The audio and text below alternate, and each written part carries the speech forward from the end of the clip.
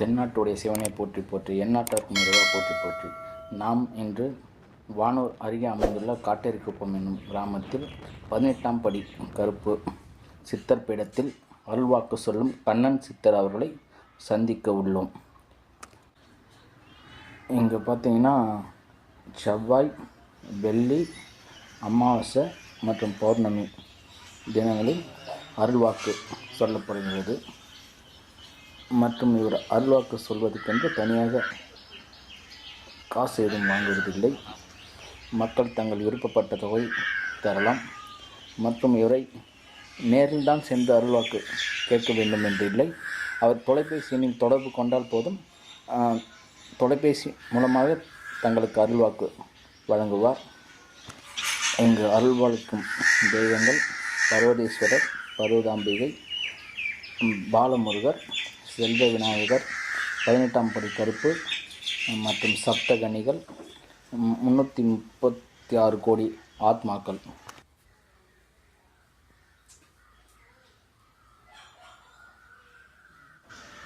மேலும் விரைவில் இவ்வாலய கட்டுமான பணிகள் துவங்க உள்ளது.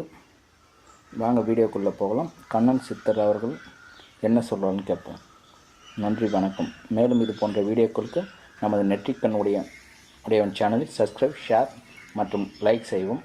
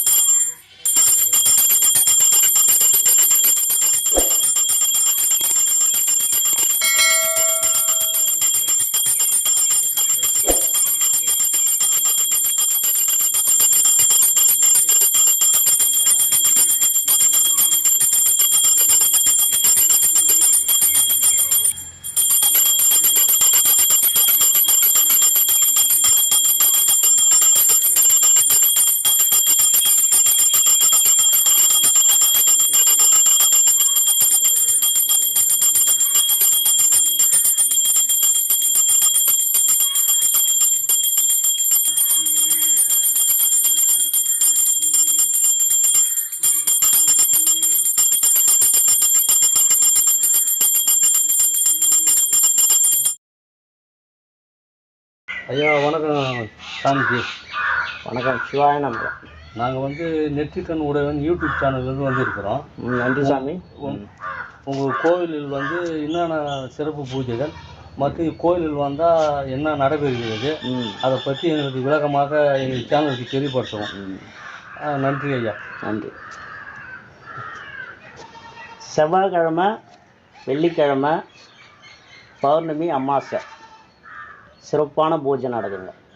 அனைத்து மக்களும் இங்கே சிறப்பாக அவங்கவுங்களுக்கு உள்ளதை எடுத்துன்னு வச்சுட்டு காணிக்கையை வச்சுட்டு அதே போல் சாமிக்கு தேவையானதெல்லாம் கொடுத்துட்டு அருள் வாக்கு கேட்பாங்க.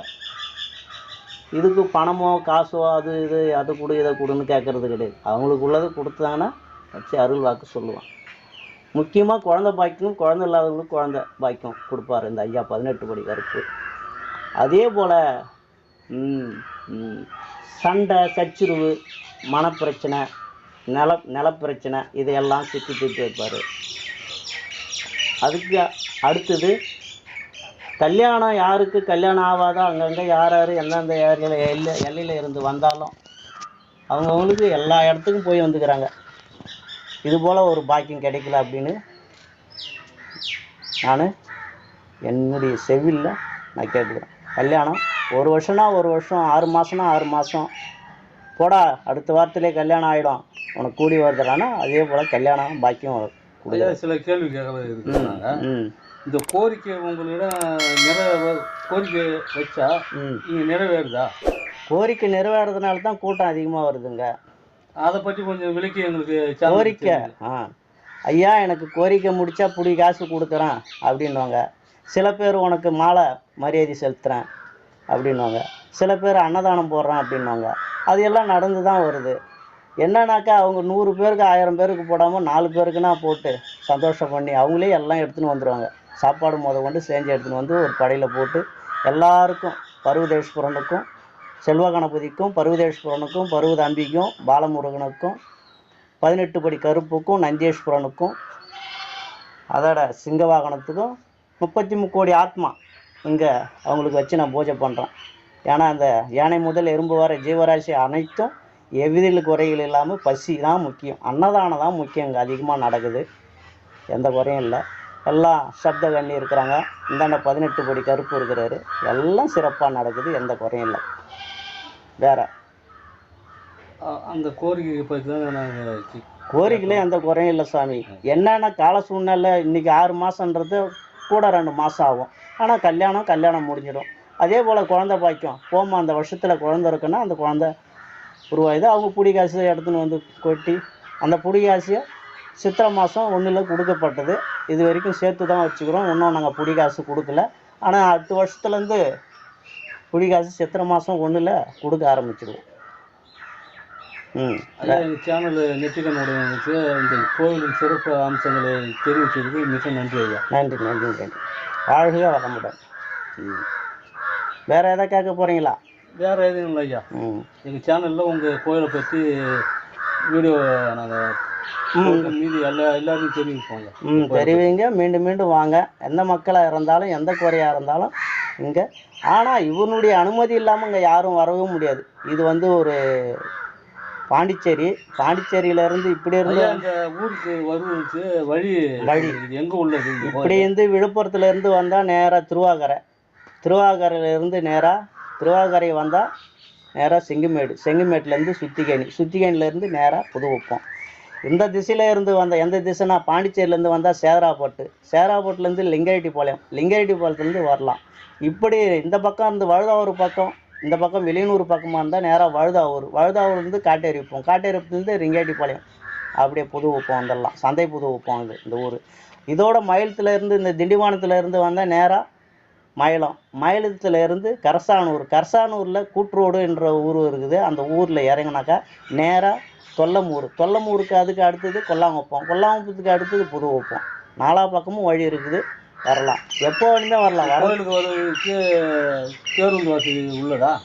பேருந்து இல்லை, எல்லாம் வந்து வண்டி. அது எப்படின்னாக்கா இங்கே இருக்கிறது எல்லாம் பஸ் வசதி தான் இருக்குது. இப்போதைக்கு சரியான முறையில் பஸ்ஸுலாம் சரியான முறையில் விடலை, எல்லாம் வாகனங்களை அதிகமாகி போச்சு. ஆனால் டைம் பிரகாரம் பஸ் இருக்குது, 1 மணிக்கு இருக்குது. ஐயா, அந்த தளத்தில் வந்து என்னென்ன சாமிகள் வைத்துள்ளார்கள் இங்கேயா? ஆமாம், அதை பற்றி கொஞ்சம் விளக்கமாக. இங்கே செல்வ கணபதி இருக்கிறாரு, அதோட பருவதேஸ்வரர் இருக்கிறாரு, அப்பாவுக்கு துணையாக பருவத அம்பிகை இருக்கிறாங்க. அதோட அவங்களுடைய பிள்ளைமார்கள் விநாயகர் இருக்கிறாரு. அவங்களுக்கு தகுந்த வாகனம் சிங்க வாகனம் நந்தீஸ்வரன். இவங்களுக்கு எல்லாம் அதோட இப்போ ஒன்று உருவாக போகுது. என்ன உருவாக போகுதுன்னா, சிங்கப்பெருமாள் உருவாக போகிறாரு. இவங்களுக்கு ஒரு தனியாக இடம் ரெடி பண்ணியாச்சு, வாங்கியாச்சு. அது இன்னும் 3 வருஷம் சொன்னால் இவங்க கீழே இறங்குவாங்க. அதோட 18 படி கருப்பு தான் இங்கே இருக்கிற ஒரு வாக்கு சொல்கிறது.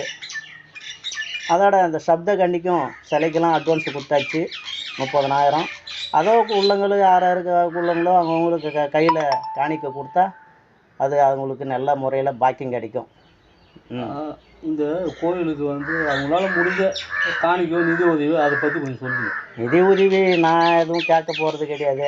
அவங்கள கொடுத்தா அது வந்து அவங்களுக்கு நன்மை, அவங்களுக்கு குடும்பம் நல்லாயிருக்கும், அவங்களுடைய கோத்திரம் நல்லாயிருக்கும், அவங்களுடைய வாரிசார் நல்லா இருப்பாருங்க.